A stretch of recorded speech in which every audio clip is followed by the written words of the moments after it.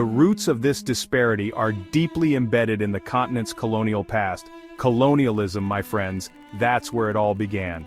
The arrival of European powers marked the beginning of a long and painful chapter in Africa's history. For centuries, European powers carved up Africa like a birthday cake, exploiting its resources and people for their own gain. They drew arbitrary borders, often splitting ethnic groups and communities, sowing seeds of conflict that persist to this day.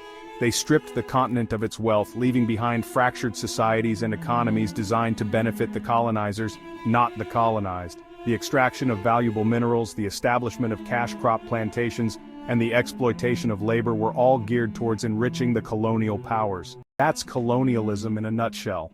It was a brutal system that left deep scars on the continent, scars that are still healing. And just like a house that's been ransacked, it takes time, effort, and a whole lot of rebuilding to recover from that kind of exploitation.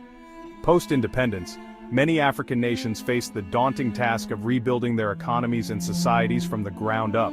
The legacy of colonialism is still felt today. The infrastructure left behind was often designed to extract resources rather than to support local development. This has had long-lasting effects on economic growth and stability. Many African countries are locked into extractive industries, exporting raw materials at low prices while importing finished goods at inflated costs. This pattern of trade, established during the colonial era, continues to disadvantage African economies. This unequal trade relationship perpetuates a cycle of dependency and hinders economic diversification, further widening the wealth gap. To break free from this cycle, African nations are striving to add value to their raw materials and develop their own industries. There is hope on the horizon.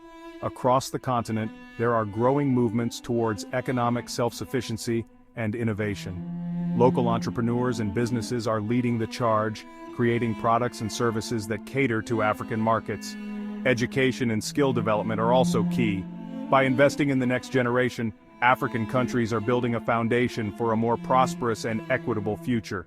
On the global stage, African leaders are advocating for fairer trade practices and greater economic cooperation. The journey to overcome the legacy of colonialism is long, but with determination and unity, progress is being made.